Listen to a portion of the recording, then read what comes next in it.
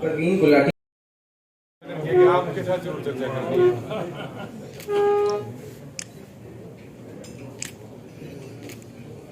Thank you.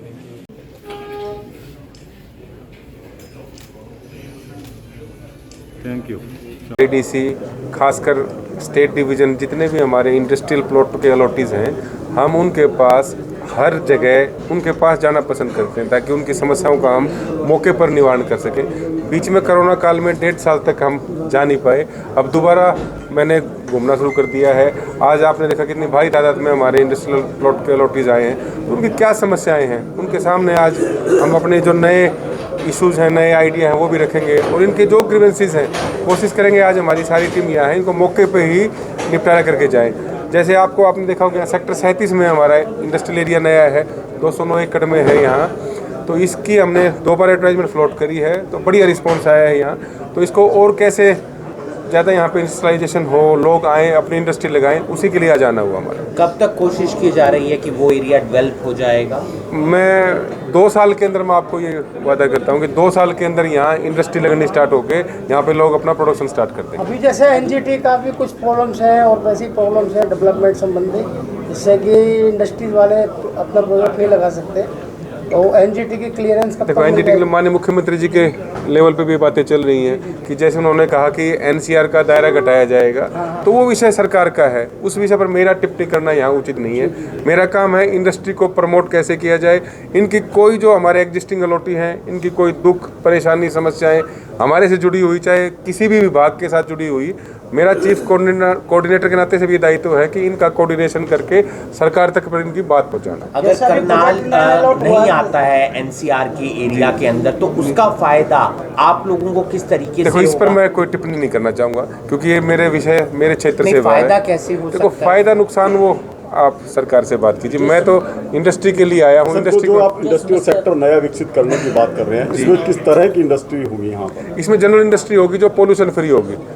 जो हमारी service industries हैं, मैन्युफैक्चरिंग इंडस्ट्रीज़ हैं, जो कोई भी पोल्यूशन नहीं फैलाएंगी, उन सब का यहाँ पे स्वागत होगा। और करनाल के लोगों ने मेरे ख्याल पार्टी साहब हमेशा बढ़ चढ़कर भाग लिया है। आपको विदित ध्यान होगा कि 7 साल से हमने अलॉटमेंट बंद कर दी, केवल हम ट्रांसपेरेंट तरीके से ऑक्शन करते हैं। उस ऑक्शन में लगभग हम 7 साल में 15,000 करोड़ रुपए की इंडस्ट्रियल प्लॉट हम बेच चुके हैं। आपके नज़दीक यहाँ सोनीपत जिले में खरखोदा हमारी आईएमटी है, वहाँ मारुति ने अपना उद्योग स्थापित करने के लिए एप्लीकेशन दे दी, उनकी सारी अप्रूवल होगी और उन्होंने 10% अमाउंट भी जमा करा दिया और 45 दिन में वो अपनी सारी बैलेंस अमाउंट भी HSIDC को देंगे, जिसकी कीमत है सिंगल RLA की 2664 करोड़ रुपया।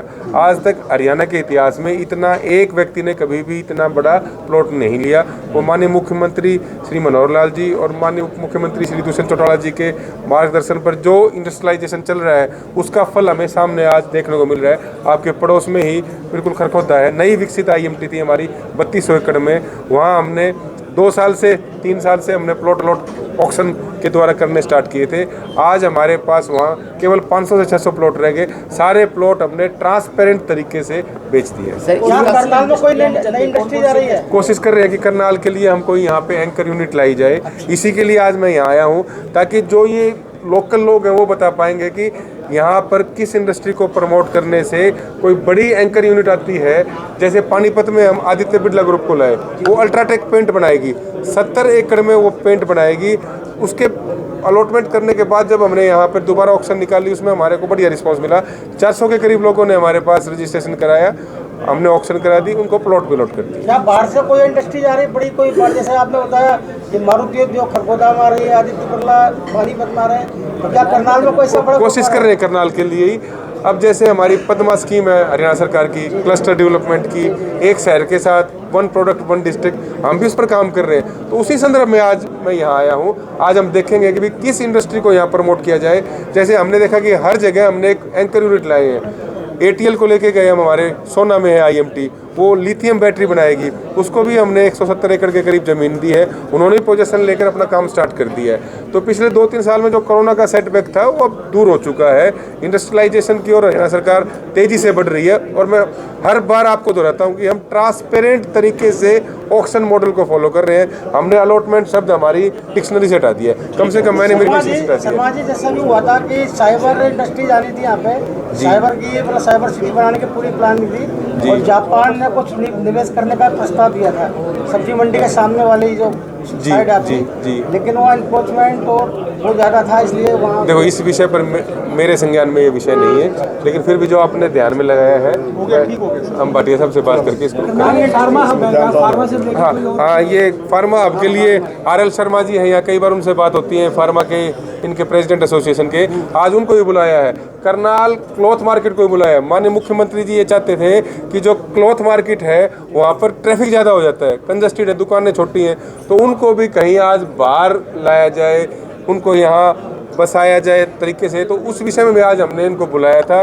करनाल क्लॉथ मार्केट को भी बुलाया, फार्मा वालों को भी बुलाया, जनरल इंडस्ट्री वालों को बुलाया, एग्रीकल्चर इम्प्लीमेंट वालों को बुलाया।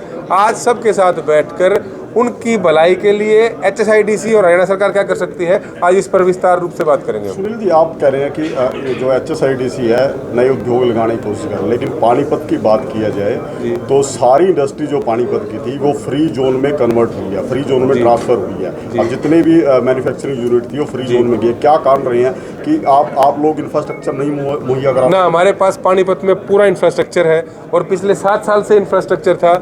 हमने 5-6 बार एडवर्टाइजमेंट फ्लोट करी थी। मेरे आगे मैं मेरे कार्यकाल की बता रहा हूँ, 5-6 बार हम एडवर्टाइजमेंट फ्लोट कर चुके थे, लेकिन लोगों का रिस्पांस कम था। अब आदित्य बिरला ग्रुप के आने से यहाँ रिस्पांस बढ़ा। में क्यों गए फिर? देखो उसके ऊपर तो मैं क्या कर सकता हूँ, एक व्यक्ति का बिजनेस का खुद का डिसीजन होता है, उसको कहाँ पे इंडस्ट्री स्थापित करनी है।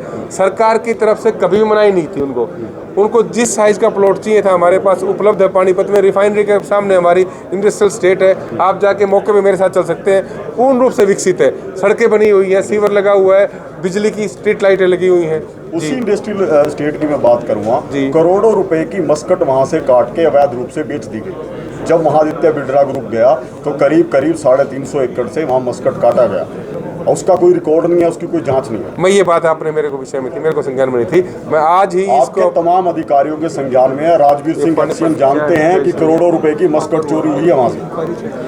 वो इंक्वायरी कराएंगे और चल रही है इंक्वायरी। अभी मेरे को विनीत भाटिया जी ने बताया, मेरे संज्ञान में नहीं था, लेकिन इस इंक्वायरी की रिपोर्ट मैं खुद आके सार्वजनिक करूँगा यार।